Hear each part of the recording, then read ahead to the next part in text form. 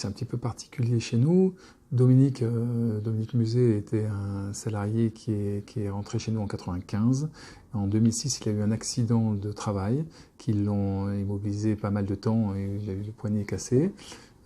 Et à la suite de ça, il a eu de nombreuses opérations qui se sont déroulées dans le temps et qui petit à petit ont fini par immobiliser, en tout cas réduire la mobilité de son poignet. Lors de la dernière étape en 2006, quand il est rentré pour la visite de reprise, le docteur Chevassus l'a déclaré inapte à son poste, puisqu'il avait un poste de grutier à cette époque-là. Et donc, confronté à la possibilité d'arrêt, on a dû réfléchir ensemble comment faire pour maintenir Dominique dans l'emploi. C'est un salarié effectivement qui est chez nous depuis pas mal de temps. On a une petite entreprise où l'humain est assez important et le rapport avec tous les collaborateurs est assez important, ce qui fait qu'on s'est vraiment posé la question de dire comment on fait. On était un peu dans le fait accompli. Je me suis donc rapproché du docteur Chevassus pour savoir pourquoi il était arrêté. Elle m'a expliqué en 2 mots ce qui faisait son arrêt et elle nous a dirigé ensuite vers la SAMET 34 pour pouvoir faire des démarches si on souhaitait éventuellement pouvoir le garder dans l'emploi, c'est-à-dire un aménagement de poste éventuel. Suite à la dernière opération, par rapport à la médecine du travail, j'étais inapte. Il a fallu que je me retourne vers mon patron pour savoir comment on allait faire pour que je puisse continuer à travailler. Ouais, ce qui est important de savoir, c'est que Dominique est quelqu'un qui a une grande ancienneté chez nous, qui a déjà eu un accident donc en 2006 quand il était travailleur au sol, qui avait fait nous avoir la réflexion de lui faire des formations, une formation de grutier, de manière à pouvoir changer de poste et devenir grutier. Donc il avait déjà des difficultés à pouvoir travailler au sol. Chez nous, le fait de ne pas pouvoir se servir correctement de la main est assez rédhibitoire pour travailler au sol.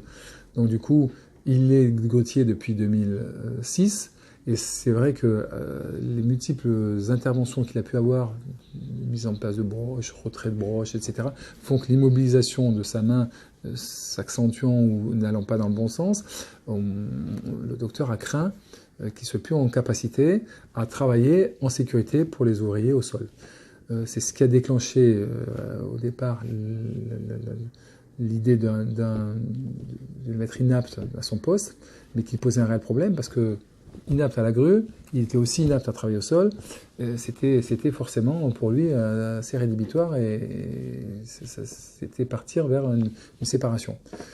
Donc l'idée de conserver cet acquis, l'acquis d'un grutier qui chez nous a une expérience certaine, a fait qu'on s'est demandé pourquoi il était arrêté. Et je crois qu'on a bien fait, puisqu'au bout du compte, les choses ont bien évolué. Donc, suite à l'inaptitude déclarée par le docteur de la médecine du travail, on a été amené à se voir avec Dominique, à décider ensemble de l'intérêt qu'il avait de continuer. Et suite à ça, je me suis rapproché de médecin du travail pour voir comment on pouvait faire. Donc c'est là qu'elle m'a orienté vers la SAMET. Je crois qu'on a vu Maryse Barès qui nous a suivis et qui a fait toutes les étapes avec le salarié pour comprendre quelle était son inaptitude et voir si on pouvait y pallier. Donc à la suite de ça, elle nous a fait un rapport. Elle s'est appuyée sur les travaux de Frédéric Fregnault de Empreinte Ergonomique, qui est venu faire des mesures de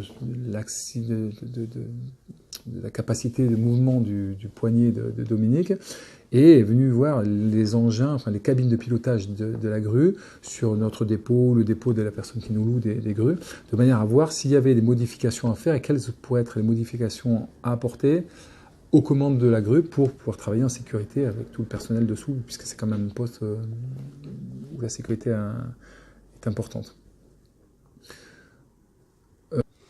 J'ai donné un coup de main au chef de chantier, traçage, ils m'ont aménagé le poste, j'ai donné un coup de main surtout, quoi. Regarder les plans en attendant que tout se déroule, que la procédure soit faite pour voir si j'étais capable de reprendre mon poste ou pas. On est allé visiter au dépôt pour voir si les grues étaient adaptées à mon poste. Ils se sont aperçus que tout était bon et on attendait le compte rendu, quoi. Donc, à la suite de toutes les investigations faites par empreinte ergonomique, on s'est retrouvé avec au bout du compte, avec un rapport de la SAMET et de Maryse Barrès qui nous permettait de continuer l'activité de grutier sans finalement avoir à aménager le poste de travail. C'est une des investigations qui ont été assez longues puisqu'il a fallu se déplacer, voir plusieurs grues, et c'est plutôt le temps d'attente qui a été une difficulté à surmonter pour nous. Alors oui et non. Moi, mon interlocuteur a surtout été le docteur Chevassu au départ.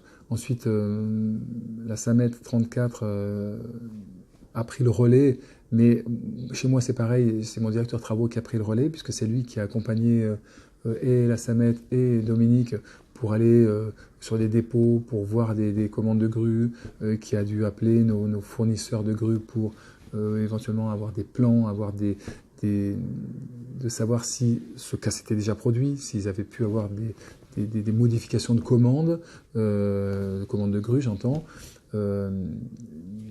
Et tout ça, effectivement, ça s'est fait échelonné dans le temps, avec plusieurs visites, plusieurs allers-retours avec nos fournisseurs. La difficulté, c'est, je crois, surtout ça pour nous, c'est le temps passé. Ne sachant pas forcément l'aboutissement.